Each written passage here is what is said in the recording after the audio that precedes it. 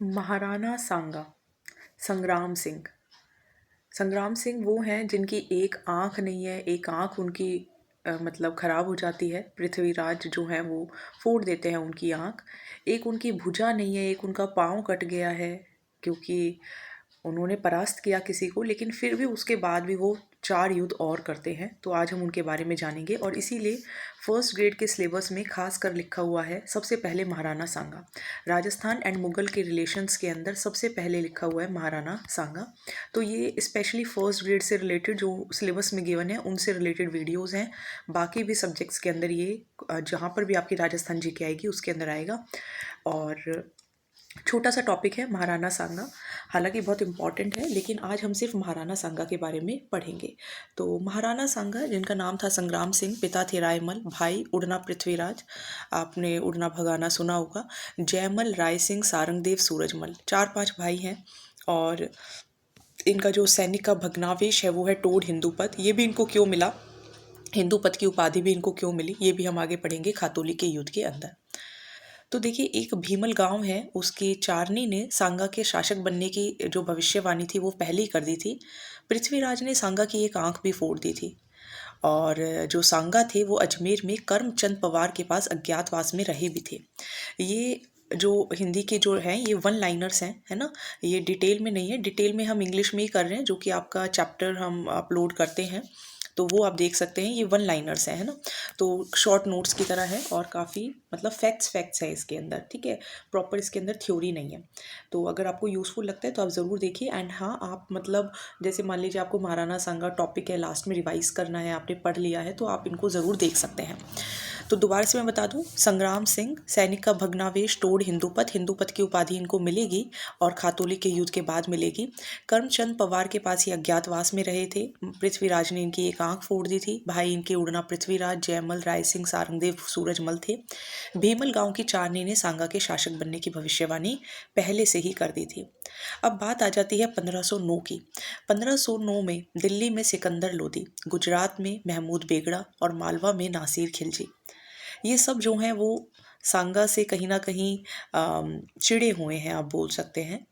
और यही सांगा जो है वो 1517 से लेके 1527 तक 10 साल में 5 युद्ध कर जाएंगे। सबसे पहले वो शुरू करेंगे, तो देखिए युद्ध करने से पहले खा लेना चाहिए कुछ, तो खातोली के युद्ध से शुरुआत करेंगे। बूंदी कोटा 1517। यहाँ पे जो राणा सांगा होते हैं वो दिल्ली के इब्राहिम लोदी, आप सोचिए ये राजस्थान है, यहाँ पे हैं राणा सांगा और दिल्ली के अंदर हैं इब्राहिम लोदी। इन लोगों की आपस में लड़ाई हो जाती है। इब्राहिम लोदी के सेनापति हैं मियाँ मक्कन, उनको परास्त कर दिया इन्होंने, महाराणा सांगा ने। लेकिन परास्त करने तो कर दिया, लेकिन महाराणा सांगा की एक भुजा और पाँव कट गई। सोचिए, एक आंख पहले से नहीं है, एक पाँव कट गया, एक हाथ कट गया, तो फिर भी उन्होंने युद्ध करा। ये तो पहला युद्ध है, इसके बाद और 4 बड़े युद्ध आएंगे और तब उन्होंने हिंदूपत की उपाधि धारण की। तो ये इसलिए इनको सैनिक का भग्नावेश, हिंदू टोड और हिंदूपत, तो हिंदूपत आपको समझ में आ गया होगा क्यों इनको हिंदूपत की उपाधि मिली थी, क्योंकि राणा सांगा ने दिल्ली के इब्राहिम लोदी, उनके जो सेनापति थे मियाँ मक्कन, उनको परास्त किया था। उनका एक भुजा एक पाँव कट गया। सांगा ने हिंदूपत की उपाधि धारण की और इसी टाइम पे जो मीरा के पति थे भोजराज, उनकी भी मृत्यु हो जाती है। तो ये पहला युद्ध था। खातोली का युद्ध हो गया, बूंदी कोटा के अंदर हो गया। थोड़ा सा ऊपर गए धौलपुर, धौलपुर के अंदर आया बाड़ी का युद्ध 1518, अगले ही साल की बात है। अब यही जो लोदी के सेनापति थे, जिन्हें मियाँ मक्कन वही पहले वाले और मियाँ हुसैन, पहले एक ही मियाँ को हराया था, अब 2 को हराया, मियाँ मक्कन को और मियाँ हुसैन को। तुजुक बाबुर के अनुसार, तुजुक बाबुरी में ये लिखा हुआ है कि सांगा दौलत खां और आलम खां लोदी, इन तीनों ने बाबर को भारत में आने का न्योता दिया। ये एक बहुत बड़ी मतलब प्रॉब्लम जो है वो प्रूफ होगी बाद में कि इनको भारत में आने का न्योता जो है वो सांगा, दौलत खां और आलम खां लोदी देते हैं। तो आलम ये आ गया था कि जो बाबर है वो दौलत लेने के लिए इंडिया में आना चाहता था और उसको न्योता जो है वो सांगा ने दे दिया। इस तरीके से आप याद रख सकते हो, क्योंकि हिंदी जो है वन लाइनर से ट्रिक्स के बेसिस पे हम करेंगे। आई होप आपको समझ में आ गया होगा। 1519 की बात कर लेते हैं। अब आएगा गागरोन का युद्ध। तो सांगा ने अपने मित्र मेदिनी राय की सहायता के लिए, अब सोचिए ये है आपका गागरोन झालावाड़ के अंदर, और यहाँ पर गुजरात के अंदर मालवा के अंदर यहाँ पर है महमूद खिलजी सेकंड। इनको परास्त कर लिया और बंदी बना लिया। किसने? सांगा ने। किसके लिए? क्योंकि मेदिनी राय की प्रॉब्लम चल रही थी। मेदिनी राय की प्रॉब्लम चल रही थी महमूद खिलजी से। तो एम की प्रॉब्लम चल रही थी मेदिनी राय की और महमूद खिलजी की। और इनकी प्रॉब्लम चलते चलते जो सांगा थे वो बीच में आए। और 1519 के अंदर क्यों आए? क्योंकि मित्र था उनका मेदिनी राय, और उनकी सहायता के लिए मालवा के शासक महमूद खिलजी दो को परास्त कर बंदी बनाया। सांगा ने इसे मुक्त करके मालवा का आधा राज्य वापस लौटा दिया। तो महमूद खिलजी दो को परास्त करके बंदी बना लिया और सांगा ने इसे मुक्त करा दिया और मालवा का आधा राज्य भी वापस लौटा दिया। मेदिनी राय पहले मालवा के प्रधानमंत्री थे। महमूद द्वारा निष्कासित किए जाने पर सांगा ने इसे गागरोन की जागीर दी थी। किसको? मेदिनी राय को। ये हो गए 3 युद्ध। पहला खातौली का युद्ध किसके साथ हुआ? दिल्ली में है इब्राहिम लोदी के जो सेनापति है मियाँ मक्कन के साथ होगा।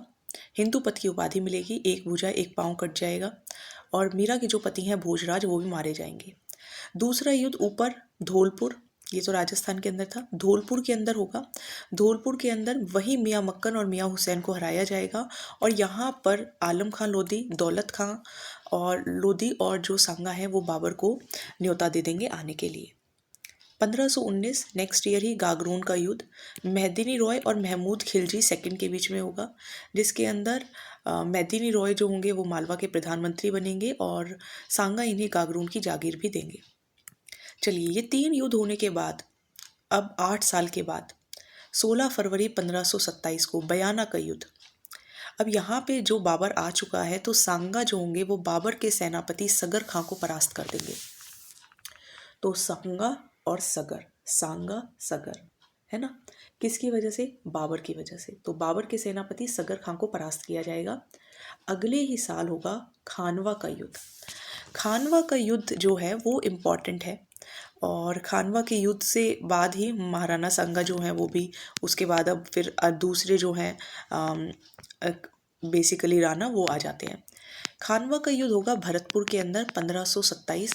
16 फरवरी 1527 को बयाना का युद्ध होता है, जिसके अंदर सगर खां को हरा देते हैं सांगा बाबर के सेनापति को। तो 1527, क्योंकि वो चिढ़ गए थे, 1 महीना भी हुआ ही था कि 17 मार्च 1527 को खानवा का युद्ध शुरू हो जाता है। यहाँ पे एक काबुल के ज्योतिषी थे मोहम्मद शरीफ।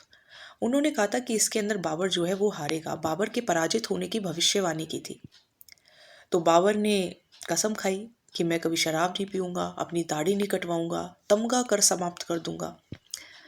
और बाबर की सेना में दाहिने पक्ष में हुमायूं केंद्र और बाएं पक्ष में मेहंदी ख्वाजा भी थे। तोप खाने का नेतृत्व उस्ताद ही करेंगे, कोई उस्ताद ही होंगे जो तोप खाने का नेतृत्व करेंगे। उस्ताद अली कर रहा था। बाबर इसको अपने बहुत ज़्यादा क्लोज ले गया, मीन्स अपने दिल पे ले गया, और इसने इस युद्ध में जिहाद का नारा लगाया। और इस युद्ध के बाद बाबर ने गाजी की उपाधि धारण की। इस युद्ध में जो सांगा के सेनापति थे वो थे हसन खां मेवाती। तो हंसते हंसते सांगा जो थे वो युद्ध के लिए गए हसन खां मेवाती के साथ।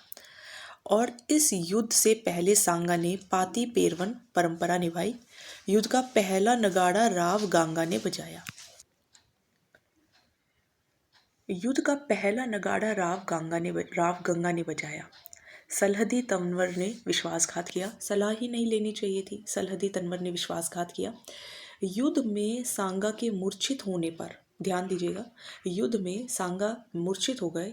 उस टाइम पे मालदेव और पृथ्वीराज कछवाहा उन्हें दोसा ले गए, और राज चिन्ह जो है वो झाला अज्जा ने धारण किया और कालपी में ले जाकर सांगा को जहर दिया। सांगा की मृत्यु 30 जनवरी 1528 बसवा दोसा में हुई, जहां उन्हें मालदेव और पृथ्वीराज कछवाहा ले गए थे। इनका अंतिम संस्कार, ये जो समाधि है वो मांडलगढ़, और छतरी जो है वो बसवा में है, यानी कि दोसा के अंदर है। अगर हम पराजय के कारण की बात करें तो पराजय का कारण बाबर की कोई उसके अंदर मीन्स उनके कोई प्रताप के अंदर, या ये नहीं बोल सकते कि हम कि उनकी हिम्मत के अंदर कमी आ गई थी या उनका शौर्य कम हो गया था या वो डर गए थे। लेकिन हाँ, सांगा ने बाबर को तैयारी का समय दे दिया था। उनकी लड़ने की पुरानी तकनीकें थी। और जो बाबर थे वो तो उनके तो बहुत अच्छे अच्छे तोपखाने थे। सांगा अंतिम हिंदू राजा थे जिसके नेतृत्व में सभी राजपूत विदेशियों को भारत से निकलने हेतु इकट्ठा हुए। बाबर कहते हैं कि सांगा का मुल्क 10 करोड़ आमदनी तथा उनकी सेना में 1 लाख सवार, 7 राजा, 9 राव और 104 छोटे सरदार थे। तो ये थे महाराणा सांगा।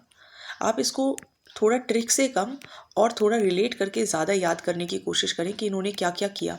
क्योंकि देखिए ये राजस्थान के वो शौर्य लोगों में, उन योद्धाओं के अंदर आते हैं जिनके बारे में हमें पता ज़रूर होना चाहिए, है ना। कि मान लीजिए आपसे कोई पूछे लगे, अच्छा आप राजस्थान से हो, क्या जानते हो महाराणा सांगा के बारे में।